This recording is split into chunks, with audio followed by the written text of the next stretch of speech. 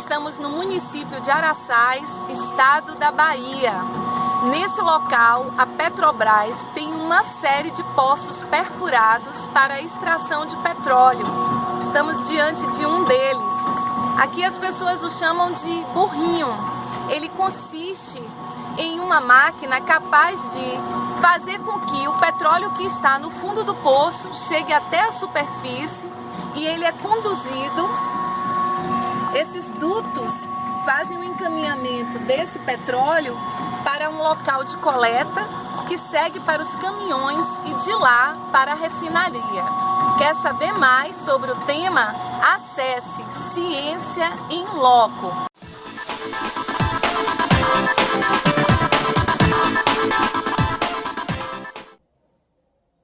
Oi galera, eu sou Graziela Santino, a Grazi do Ciência em Loco. Se você ainda não conhece o nosso canal, dê uma olhadinha, tá muito interessante, tem muito vídeo, tanto de biologia quanto física e química, vale a pena conferir. Para quem já conhece, esse é o segundo momento de discussão com questões de ecologia. Vamos começar com uma questão Enem. Essa é uma questão Enem 2014. Parte do gás carbônico da atmosfera é absorvida pela água do mar. O esquema representa reações que ocorrem naturalmente, em equilíbrio, no sistema ambiental marinho. O excesso de dióxido de carbono na atmosfera pode afetar os recifes de corais. Vamos analisar esse esquema. Então, primeiro o que chama a atenção é que tem uma variação na intensidade da coloração. Então, tem uma escala aqui em cima, menos ácido, mais ácido. Então, com essa mudança aqui, o pH da água está caindo. 3 momentos. Primeiro momento, dióxido de carbono, ele em contato com a água, formação do chamado ácido carbônico, composto instável, ele se dissocia. Íons hidrogênio e ainda íons bicarbonato.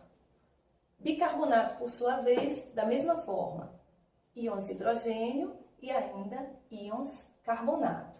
Bom, como é uma discussão biológica, tem como destaque um grupo animal que forma concha, o grupo chamado de molusco.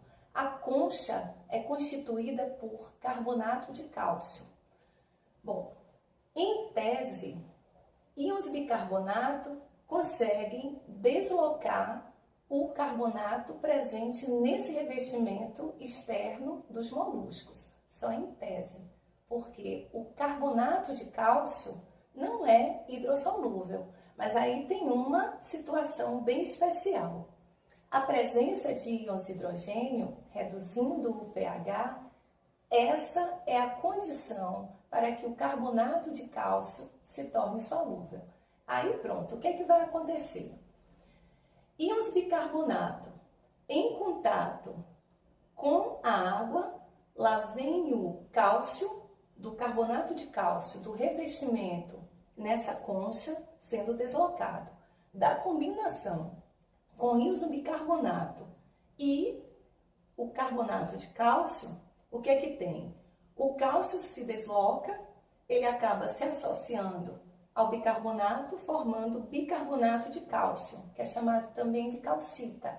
Esse aqui não cabe a discussão agora, mas ele também vai se ionizar. Vai ter formação do cálcio, mais, íon cálcio, e de novo, olha a contribuição para aumentar agora a concentração do bicarbonato. Então, é um efeito que é chamado de cumulativo, né? Cada vez mais as conchas, enquanto a escala na cor vai sendo modificada, elas passam a ser representadas no desenho como tortas, o que equivale a dizer que esses animais estão perdendo cálcio para o ambiente. Então, eis a situação.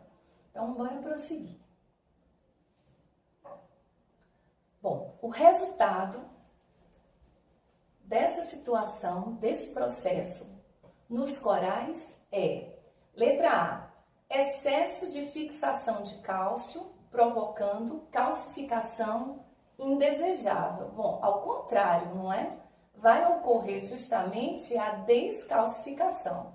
Letra B, menor incorporação de carbono afetando seu metabolismo energético. Bom, a incorporação de carbono poderia até ocorrer, ela seria feita pelas algas do grupo Zooxantelas, que vivem em uma organização mutualística com os corais, mas não houve nem referência a isso. Outra questão também é esse final aí do item, metabolismo energético. Nada foi citado em relação à bioenergética. Não se falou de fermentação, respiração celular, falso. Letra C, estímulo da atividade enzimática, evitando a descalcificação dos esqueletos. Bom, que afeta a atividade enzimática, isso é verdade, mas não será um estímulo, muito pelo contrário, porque as enzimas são biocatalisadores, são catalisadores biológicos. Portanto, elas vão atuar na sua plena atividade em um pH exato. Quando há alteração do pH, essa atividade enzimática é perdida e muitas vezes ocorre o processo de desnaturação. Bom, tem um gráfico aqui para representar isso. Então, o gráfico considerando-se aí velocidade da reação enzimática em função da alteração de pH. Consideremos este ponto na escala de pH como ponto ótimo, certo? Neste ponto ótimo, a atividade da enzima é máxima, porque a velocidade da reação estará no ponto ideal para esse choque entre o substrato e a enzima, saindo desse ponto, desnaturação. Letra D, branqueamento dos corais, levando à sua morte e extinção. Olha, sinceramente, é claro que tem uma relação entre acidificação dos oceanos e branqueamento dos corais. Se vocês fizerem uma busca rápida no Google, vão achar uma série de artigos validando isso. Só que é muito importante destacar que o principal fator responsável pelo branqueamento dos corais é o aquecimento global e não a acidificação dos oceanos. Portanto, esse item é falso. Letra E, dano à estrutura dos esqueletos calcários, diminuindo o tamanho das populações. Perfeito! Se esses organismos, com a descalcificação, perdem seu revestimento, óbvio que isso compromete sua existência. Então, alternativa correta, letra E. Próxima questão. Questão Unicamp. É uma questão de 2013. No decorrer de sua existência, a espécie humana tem sido uma das principais responsáveis pelo desaparecimento de muitos organismos no nosso planeta. Nos tempos mais remotos, a caça indiscriminada de animais mais vulneráveis, como, por exemplo, aves não voadoras, era um dos principais motivos de extinção de várias espécies. Atualmente, o ser humano continua sendo o principal promotor da perda de biodiversidade.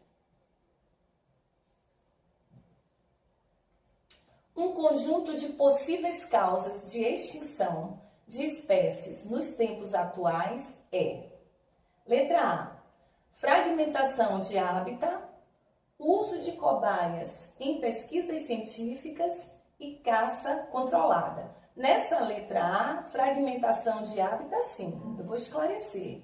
Uso de cobaias em pesquisas científicas, claro que não. É até interessante que tenha a reprodução dessas cobaias para que esse grupo amostral esteja agora com uma densidade maior. Caça controlada, contraditório. Se a caça é controlada, ela não leva à redução da biodiversidade. Poluição, claro que pode levar a essa redução da biodiversidade. Introdução de espécies exóticas também. Quando a espécie chega a um ambiente que não corresponde àquele que tem características tal qual seu meio ambiente natural, espera-se que essa espécie não se adeque, até porque ela não vai encontrar aquelas espécies que pertencem à sua cadeia alimentar. Mas, de maneira surpreendente, Algumas espécies conseguem se adaptar assim. Em nosso país tem uma série de exemplos para isso, né? O caramujo, chamado de africano, a chatina fulica, um capim, chamado de capim anone, né? Tem uma série de exemplos sim. Nessa condição, lógico que essas espécies que são invasoras, elas acabam competindo com as espécies nativas, primeiro na disputa por alimento. Por que elas têm maior probabilidade de não só aumentar a sua densidade nesse local estranho, mas levar à redução do tamanho da população das espécies que são nativas? Porque as espécies introduzidas não têm, no meio esquisito, estranho para elas, seus predadores naturais nem parasitas. Então, há uma perda da diversidade no local, sim. Reprodução de espécies em cativeiro, não. Se a espécie está se reproduzindo, claro que isso não está contribuindo para a perda da diversidade. Letra C, mais uma vez, fragmentação de hábitat, já expliquei. Introdução de espécies exóticas e poluição, show de bola, eis a alternativa correta.